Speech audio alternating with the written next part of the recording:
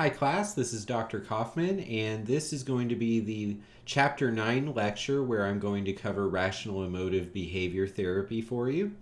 And we're going to talk about the work of Albert Ellis and his contributions to the field of psychology and mental health counseling, and how rational emotive behavior therapy works, which you'll find that in the research as REBT. And hopefully you've already read Chapter 9, so this is a refresher, so that if you did select this theory for this week's paper, then you're able to have another resource and also have some ideas in mind for how you're going to apply this theory to the case study. So let's go ahead and get started. Now, if we were in a physical classroom together and not doing this class online, the very first thing we would do to cover REBT is we would actually watch a therapy session conducted by Albert Ellis himself with Gloria.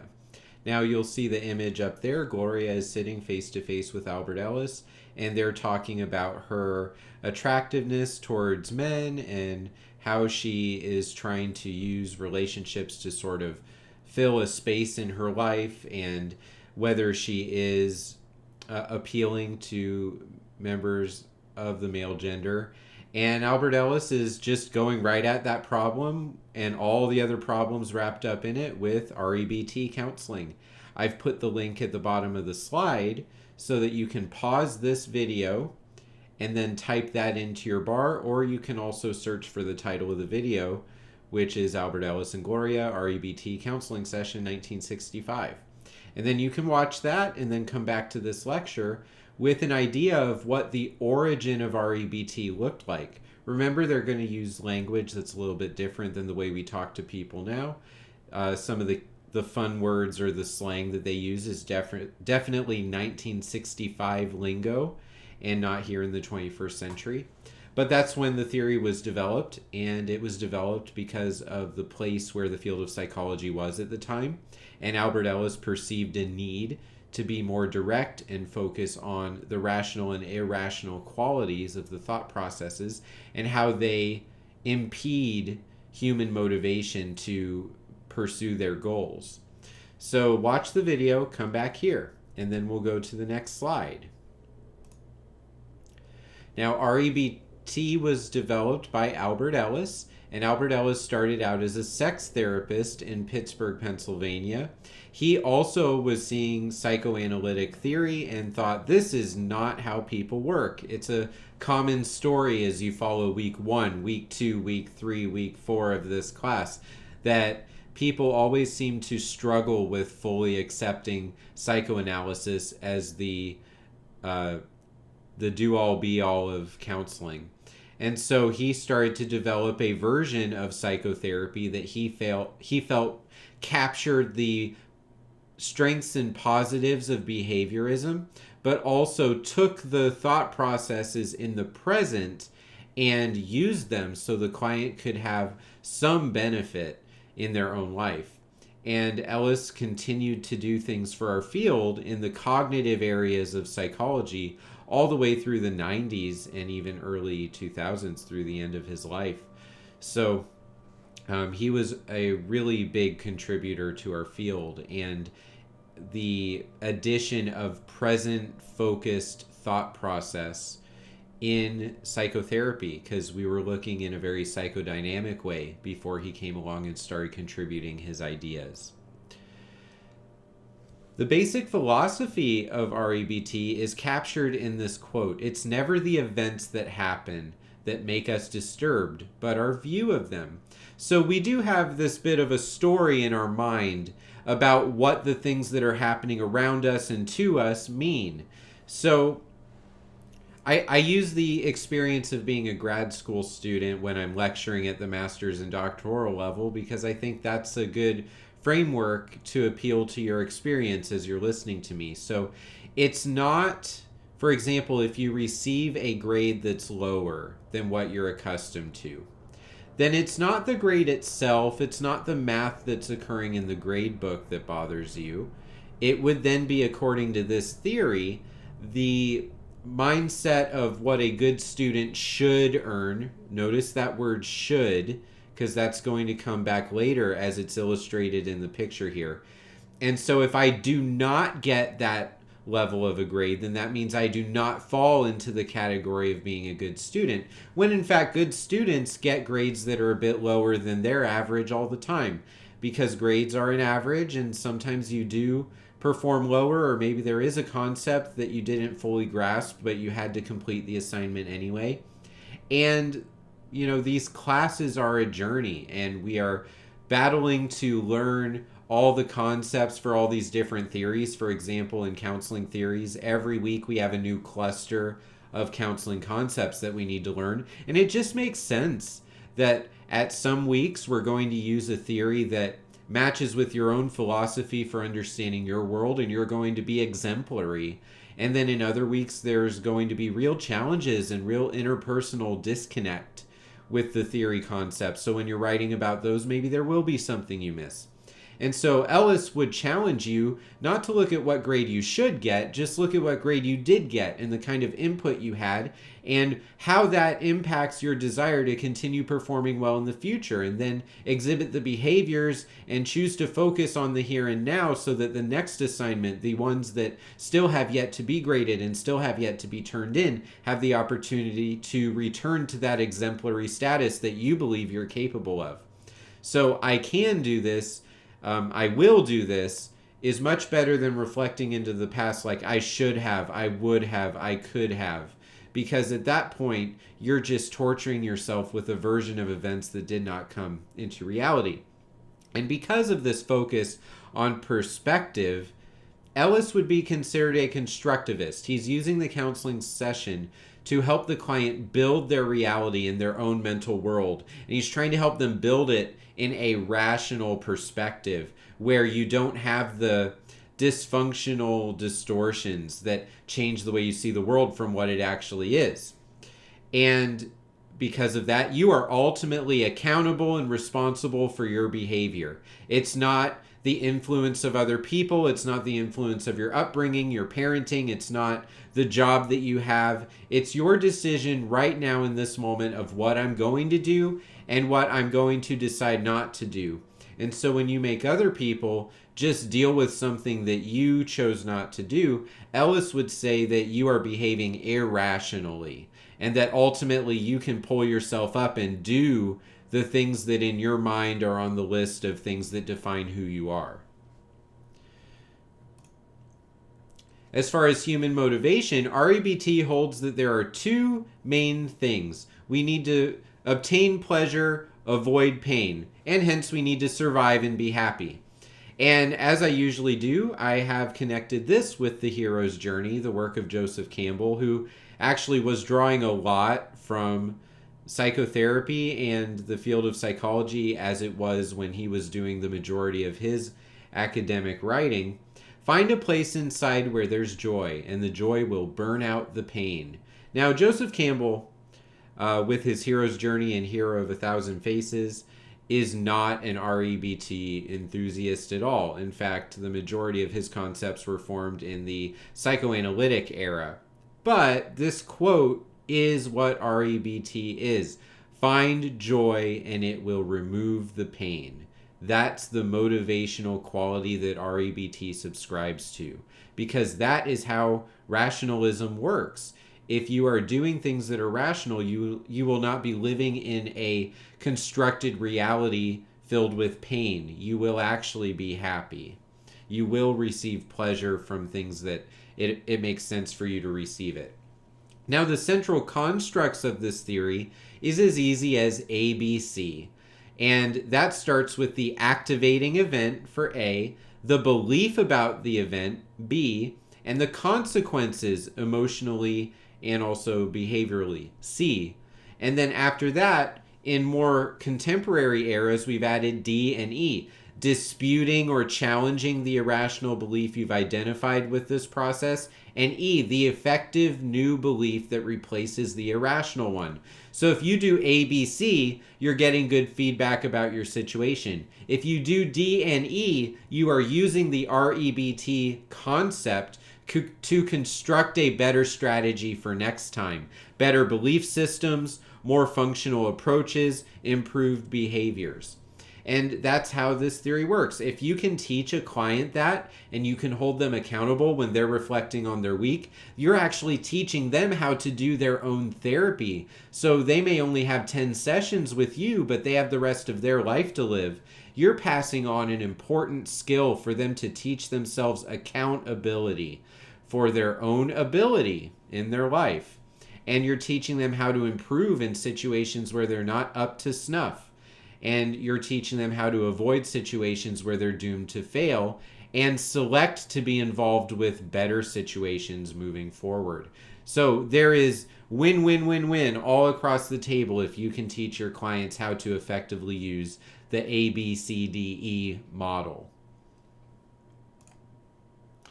Now, as far as irrational thinking goes, you see these nice little cartoon diagrams with the stick figures of all these different distortions throughout this presentation. It's important that you add these to your vocabulary so you can identify these with your clients. You've already seen should statements in a previous slide. This slide shows you two more: overgeneralization, all or nothing thinking. These are your vocabulary as an REBT counselor. If you're choosing this theory for your paper this week and you don't mention any of these, then that's probably a problem, because you're not going to be helping the client in the case study to the highest level possible, because you're not using the concepts of the theory to identify the problem areas and the potential solutions and the improvements to the rational values of the thought processes. So you see also in the text on my slide, we have self-demandingness, world demandingness, and other demandingness. These are where the world and our existence tells us what we ought to be doing. And that leads to unrealistic expectations, which leads to dysfunction if we subscribe to those. If we are not able to challenge those and make them more adjusted for our real ability level, then we're just going to be fighting, hitting our head against the wall. It's going to be a unfulfilling situation where we cannot meet the demands of ourself, the world, or those around us, the others. Other examples of irrational thinking is awfulizing, making things automatically bad when they're actually neutral or even good and we can't see it. I can't stand it, or low frustration tolerance. Listen, we live in a society that doesn't even understand what I'm talking about when I say frustration tolerance. We're on this endless pursuit to be happy 24/7 because everything else we do is available 24/7 now because of technology and the speed of society, the demands and deadlines of our job, our friendships. You know, it used to be that you would leave a message on an answering machine and you know your friend is not going to hear that message until they return home from work in 10 hours. And then it might be too late and they're not going to call you until the weekend.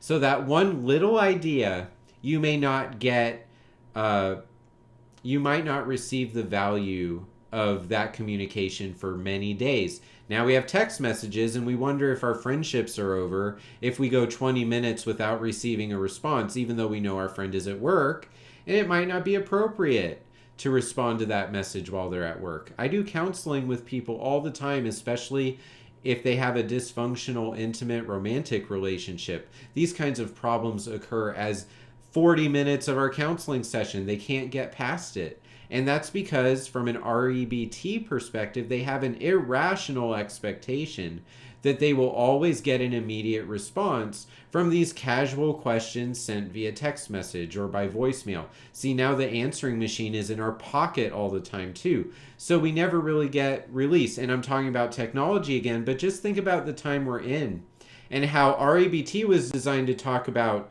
life in the 1960s, and how do we have to change to understand these concepts here in the 21st century. Another thing is damnation. This is like catastrophizing. Everything is the absolute most terrible, horrible version possible, and there's nothing we can do to change that value, as it's ultimately damned. And overgeneralization is, you know, this is the best ever or the worst ever. So we can't just enjoy a movie right now. We have to wonder if this is the best movie of its kind ever. And so we're always overgeneralizing, which I said always is an overgeneralization. Oh, I humor myself. But you have a lot of opportunity to do that when you're really studying up on REBT and looking at what goes on in society. You have to keep that sense of humor, or else you might start feeling that sense as a counselor of that damnation of society. So keep that in mind. It can be a struggle to use this because it points out all the flaws in people in the society they live in. And you can't change everyone, you can't change everything. Now, the goals of this theory, remember Joseph Campbell's quote, remember the slide a couple minutes ago. Survive and be happy. If you're doing those two things, then you probably don't need therapy, according to REBT, because you're thinking rationally, you're seizing the value of every day, and you're experiencing the payoff of thinking in a healthy way and behaving ultimately, being accountable for your own choices and making choices that lead towards that survivability and happiness. Now, there's another concept I want you to know from this theory: unconditional self-acceptance. It's USA. And this is something that people must have self-esteem in order to do, but it's very helpful to work on this in REBT, because if you can accept yourself no matter what, then a lot of these irrational thoughts that you direct into your self-world will be unraveled, which is great because that allows the rational thoughts to stay with a firm foundation. They stay intact. They don't get torn down by the things happening in a person's life. There are also different kinds of disturbances. There's secondary disturbances, which are what happens when you do the ABC sequence and you have a consequence at the end. And then you have tertiary disturbances, which is what you must do. Okay, I have to do this. I should do this. I must do this. Ellis would call this masturbation. Okay, he would encourage his clients not to do that, because what happens there is there's not really a problem generating the musts, the oughts, and the shoulds. It's just you are doing this to yourself. You were having a perfectly fine day, and then you started musting everywhere, and you're sort of creating a problem where no problem actually exists because your mind is striving to think irrationally. As far as how personal development goes, this theory does not have a personality or developmental theory per se. It does understand that different people's psychology are going to be a mixture of genetic and inherited traits and environmental influences, and so people do develop that way. Sort of like in behaviorism, you're shaped by your environment and the outcomes of the things you've done.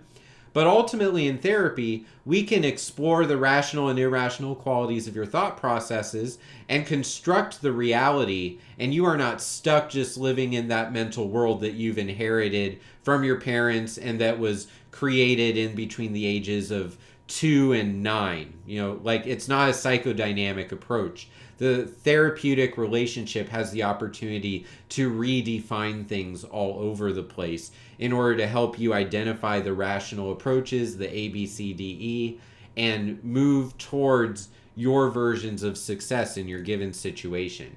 And so a healthy person is going to rely on rational beliefs in their daily lives. Their unconditional self-acceptance is going to be strong and firm, unwavering. They'll meet adversity. They'll overcome the challenge. They'll problem solve. They'll be accountable for their actions. They won't must and should everywhere. They're going to have a relativistic thought process that allows them to have their own world they subscribe to. And it might conflict with those around them from time to time, but other people are allowed to have their own thought processes as well. And so you're not going to get stuck in this cycle of being devastated by the irrational qualities of everything around you. You actually create a rational bubble around your way of living your day that preserves your health and your self-identity. And also, you are only worried about yourself because that's the rational thing to do. You cannot fix other people. You are not worried about them having a bad life themselves. You assume that they have the same accountability that you have. Now, that being said, you are not going to contribute to their irrational beliefs. You are going to be model citizen. You're going to have social interests. You're going to exhibit the kinds of thoughts and behaviors towards other people that lead them on the path to having their own rational beliefs in their daily lives. You also will have a high frustration tolerance, which means a frustrating thing will happen, and it might be at this level class, but your skill through your rational, unconditional self-acceptance world, your skill to overcome that is this. And so if your skill is higher, then the frustration that you face will get smacked down. I can overcome this. I am up to the task to live a successful day with the mental qualities that I carry into every situation. And so it's not often that you look at things and say, I can't do this. It's too much. How can anyone handle this?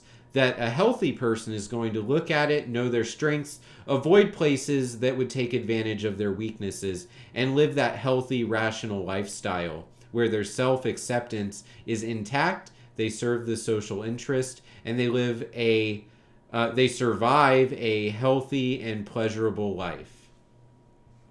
If you're not doing any of those things, or if you're not doing the majority of those things, then Ellis and REBT would conclude that right now you are living the life of someone who is dysfunctional. Because the irrational qualities of your thought process are overcoming you, and the frustration is higher than your skill. So if your skill is here, that frustration tolerance, when something uncomfortable happens, it just grabs you and crumples you up.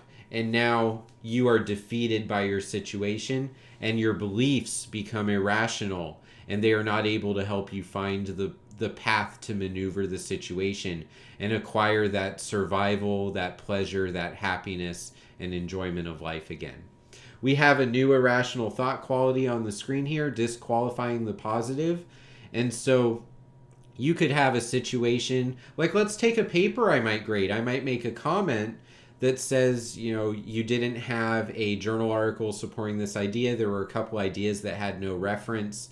And some of the sections were not full paragraphs, but you got a 89.8% on the paper, which is almost an A. And it's also a quite good score, and it's a passing grade. And so you might disqualify the positive and say, I'm so bad at writing. I don't understand what Dr. Kaufman wants. I'm a terrible student. When in fact, 89% is a very good grade for a graduate level paper. So you're discounting the positive. You're disqualifying yourself from feeling good about your grade. You passed and you were on the cusp of having an A. Even with all of those mistakes that I listed, there were probably several sections that you scored excellent and that I deemed that you did everything you could for that category appropriately, effectively. And as a graduate student, you're on the right path, because anything in the passing grades, from 70 up, means that you're doing things right.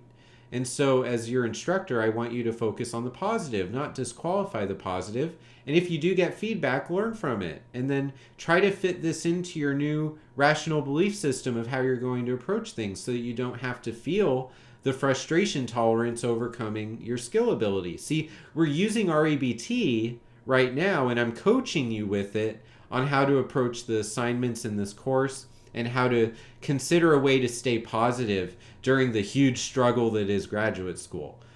Because it's not easy, and you're going to come out of this being a wonderful mental health counselor as long as you stick with it and you learn the lessons that are there to be learned.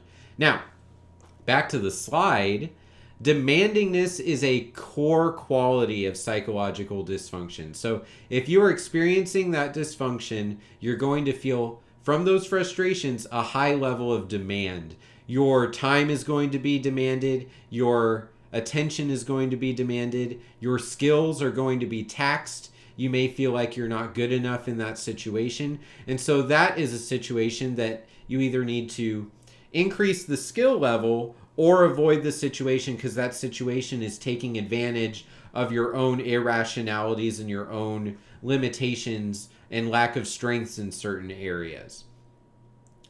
And then we also have several other irrationalities that have been mentioned across other slides in this presentation. And Ellis did identify that severe dysfunction is not helped by unfortunate early experiences and also your genetics, which are innate organic deficits.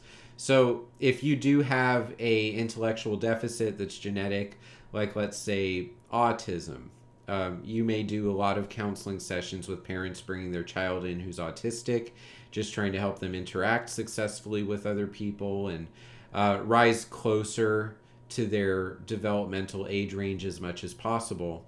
And Ellis says, yes, those goals are noble and they're appropriate for therapy. And sometimes REBT can't fix everyone, that you have to take things like that into consideration. What is the ceiling for this person, and how can I modify my approach to understand what dysfunctions are just imagined irrationalities that we're subscribing to in our mind, and what are the actual innate organic deficits that REBT cannot sort out. And then you can still do REBT things during those conversations as you guide that client, maybe struggling with their limitations from autism. But you want to guide them in a way that's consistent with the theory, but consistent with the true ceiling of your client, and doesn't assign new dysfunctions and irrationalities to their mind that they don't need. Their struggle might be hard enough. You don't need to add extra ones just because you have a specific theory like REBT. The nature of therapy in REBT is that you will reject the traditional medical model of assessment. You are focused on the thought processes, the continuous interactions of the therapy, and you may do a score of some kind early on so that you know their starting point, but you're not basing your treatment on diagnostics like that. You are doing a clinical interview, you're focusing on the problems, and you're having the client self-report and give you numbers from time to time. But that's how assessment works, is REBT is not striving to just reduce numbers on a questionnaire. We are striving to improve the thought quality of the individual. We have here again the ABCDE step process. It's almost like I'm encouraging you to memorize this because it is one of the staples of REBT. You can't really do REBT if you forget about activating event, belief, emotional consequence, disputation of belief, and effective new belief. Now, that being said, the roles of the counselor and the client is that the counselor is being active and directive. The therapeutic alliance is very important. I might say things that are a little bit challenging and somewhat insulting to your thought process because it needs to be said that if something's irrational, I need to be allowed to call it irrational. And so you need to trust me and understand my approach to the therapy. And so I need to teach you how the therapy works. So you very much are my student learning how to be a client with an REBT therapist. And so you're going to expect that kind of conversation from me. And because of that, our alliance needs to be strong, because let me tell you, it is not always easy for a person to listen to someone say, that thought process was irrational, let's process it.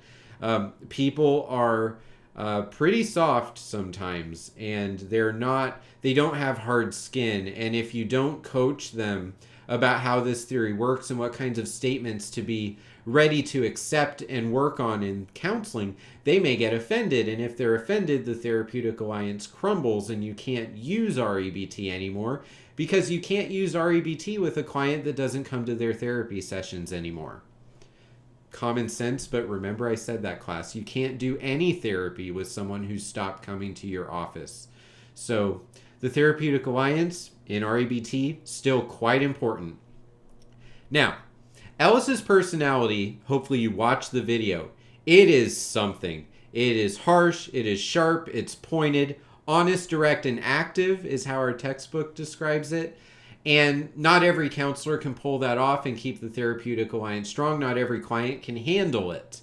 And so you want to be mindful of that maybe in this century, with people being the way they are, easily offended, social media really has changed the way people approach interacting with other human beings. We've become quite defensive of our viewpoints of life. We feel entitled to be identified as the correct person in the room, no matter what room we're in. We're not very good at being less intelligent than we actually are as a species. So if you do a therapy approach where your whole goal is to point out when you're not doing things in a rational, intelligently minded way, Your client, you don't know their whole life story. They may be very sensitive to that kind of conflict and feedback. So you may want to get to know your client and be very careful about jumping full into Albert Ellis mode, and explain to them after the first couple times that you use a bit of that to reflect on how it felt and how it fits with the theory, and maybe something does need to be modified to account for the client that you are working with. Ultimately, you want to think, do, and behave in a way that leads to positivity in your life. You want to teach the client how to use the REBT philosophy on their own. They are not going to be doing 200 counseling sessions with you over the next 15 years. You're not going to get that long of a period of time influencing their life journey, their narrative. And so they need to be able to do these skills on their own without you. You are the training wheels. You are the teacher of the theory, essentially. And then you want to target the core beliefs of the irrationality, not just the situational problem. So start with the situational problem, but identify the rational or irrational qualities that maybe permeate the entire client's existence, so that they're not just learning how to talk with a stranger effectively in a coffee shop. They're learning how to be assertive and not worry about what other people think, and to feel comfortable being themselves and meeting new people, right? So it goes from situational to being life-oriented. And that's very important with REBT exploration, the ABCDE model with actual thought processes. And then you also want the client to have that insight so that they can behave differently long after the counseling process has expired. Again, ABCDE, it's here again. Dispute the faulty beliefs and philosophies the person has. Those philosophies dig into the way they behave situation to situation. It influences their motivation. It encourages them to do certain things, healthy or unhealthy. It encourages them to avoid things, healthy or unhealthy. And the goal of REBT is to be healthy, survive, receive pleasure, and be happy. So you want to reduce the emotional disturbance from situation to situation. You want to take that humanistic opportunity to feel self-actualization, being the best version of yourself. The best version of yourself certainly would rely on rational thought processes. You want to explore resistance from the counselor to the client or the client to the counselor, and remind them of how the theory works and how these resistances are part of the process. And we need to overcome the irrational quality of you not trusting your counselor. A person whose very profession depends on them delivering the appropriate feedback to solve the problem. And you also want to avoid countertransference as the counselor. If you have a real problem with the client, and it's not just about exploring the rational and irrational values of their cognitions, that you genuinely do not appreciate what they are as a person, that's a problem. And as a counselor, you need to look at your value objectivity and figure out where that's coming from. You need to shut that down and give them an equal chance to be an effective client with you. And if you cannot do that, then there's some growth that you have as a counselor to explore, that's a blind spot in your development from student to professional counselor. And maybe for that client, you would need to refer, although I don't think referring every client away that maybe you have a disagreement with, but this countertransference is not just a disagreement I'm talking about. It's something that impedes your ability to be a professional counselor with this client. And so if you are admitting that, then you should not accept that and just move on and say, every client like this, I'm never going to work with them anymore. Your challenge from the ACA, from me as your instructor, from this program at GCU, is to grow and not have those blind spots, to work on acceptance and being able to rationally work with the client that's sitting in front of you. You should not be impaired in your own abilities to where you can't work with a entire population of a person, if that's where the countertransference is coming from. And that's my challenge to you today, really, is don't accept limitations, especially as an REBT therapist. You're looking to overcome them and develop a frustration tolerance that gives you the skill quality to smack that frustration down instead of letting it consume you and absorb you and bend you into something that you are not meant to be. You are meant to be a professional mental health counselor who helps people of all kinds. And to accept less than that is irrationally unfortunate. All right, back to the slides at hand. As far as the techniques, you teach the client about REBT and you dispute for many reasons. First is you want to dispute so that you can show empathy for the person in their situation. You want to show that you're connecting with them and understanding what they're saying. The second reason is to join them and assist them through delivering feedback that helps them overcome their disturbances. And you do this in 5 different ways. You do this functionally, empirically, logically, pragmatically, and philosophically. So this theory is a philosophy. This theory is a logic that's founded on thought experiment. This theory is functional and empirical. It's not just random ideas that Albert Ellis thought would be a good idea. It's proven to work with people. People with depression have consistently shown in research to have similar irrational qualities in their thought processes. People with anxiety, same. People with addictions, same. And this theory was developed to help people in a functionally, logically, philosophically sound, but also scientifically pragmatic way. That we are looking at life in terms of what it is. Belief systems influencing behavior. We're not sugarcoating things, and we're not trying to preserve this imaginary world where things are not the way they actually are in reality. So we are constructing the thought world of the person during therapy, but we're being pragmatic about it. We're not building goals that the client is not, after 10 years of this, going to be capable of. We want the goals to be pragmatic and achievable, measurable, observable, visible. We want the client to buy in and believe that therapy is going to work for them. That's why we dispute irrational beliefs. That's why we teach the theory, provide feedback, and join in the client's thought world to help assist them in overcoming those disturbances so they do not get bent into something that they were not meant to be. Here's a list of interventions for REBT. I'm just going to call out a few of them. You can have humor. You can make a joke. Sometimes jokes lighten the mood and make it more safe to talk about certain topics. You don't want to use humor in a way that belittles the client. Don't do that. And if you have shown in your friend circles to not be able to do that, please don't start testing out your ability to do that with a client in your therapy office. That's a bad idea. You can also reframe.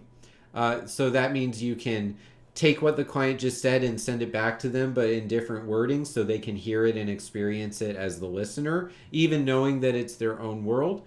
You can be flamboyant and bold. You can do different things to call out the ridiculous qualities of certain thought processes. You can recommend a book, assign a book for them to read in between now and the next session. Bibliotherapy, since you're trying to teach them the theory and how to use it, having them read some of the works of people who have adopted REBT but into self-help kind of language, something that your typical client can read and understand. That could be a great use of their time in between sessions. And you can also role play different conversations, give them the opportunity to practice, and then you can reflect. You can stop and monitor when you are pushing buttons during that conversation that you're practicing. You can stop and monitor how they're feeling and how they're interpreting when people say things like that to them. Lots of really good interventions and techniques in this theory. And so if you are looking for ways to help the client in our case study for the paper this week, I encourage you to look up REBT, psychotherapy, and then some of these key words and see what kind of research you find on the effectiveness, the efficacy of these treatment techniques. Very good idea in terms of getting a great reference in your list that gives you a lot of good information that you can use for completing the roles of the therapist, the roles of the client, the additional information, and all those different kinds of categories. Now, some people think REBT is too intellectual. And I would agree with this. I've had so many clients where I try to do things from an REBT mindset and they get lost in the terminology. I'm trying to teach them how the theory works and they can't do it. They've never thought that deep about things in their adult life. And maybe they used to in middle school and high school, but that could have been 20 or 30 years ago, maybe longer for some people. So you have to meet the client where they are and maybe dumb down the terminology and still teach the theory, but in a way that's palatable for the client. You have to understand the symptoms of the client as well. So sometimes if you don't have that insight already and you start steering the client in an REBT kind of way, you may not find the right insights. And that can be frustrating as a counselor too. It is more effective with clients that have a simple monosymptomatic situation, one problem. Now, another thing too is the client may not even have the insight of knowing how to explain what their problem is. So there is some exploration that may need to happen in REBT so that you can teach them how to isolate their thoughts in given situations and how that relates to the rational qualities of the predominant thoughts in their thought world. You see on the coffee mug here, I'm a mental health counselor, and I solve problems you don't know you have in ways you can't understand. And I've had so many situations where I'm doing REBT or a similar theory of techniques with clients, and I feel this way, like we are developing insight at a rate where we probably need to slow down so the client can handle it, because their inner world is not as advanced to be thinking this way just yet. And so you want to give this theory to the client in doses that they can accept and use, because if they feel overwhelmed by it, that's going to be what they think counseling is. And if they decide to quit, that's going to be what they think counseling is and why they had to quit, because it's overwhelming and it's not helpful. Don't you want to be helpful? So alter the theory so that your client can handle it. Another thing to remember is that this is a highly testable theory. Research says that REBT works, and the findings are consistently supported across the years.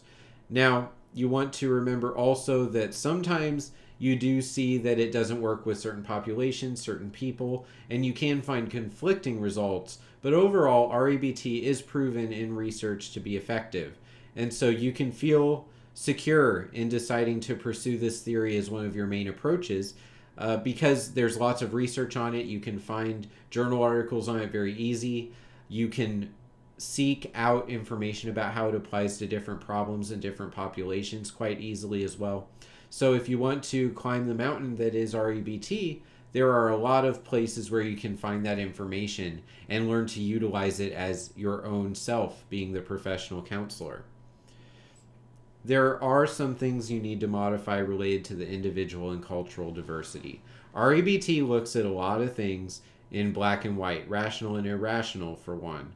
And so when you live in a world where people are able to be whoever they want to be, and you're not going by scientific distinctions, you're not going by genetic distinctions, that we really do get to create our identity outside the confines of what we were born as.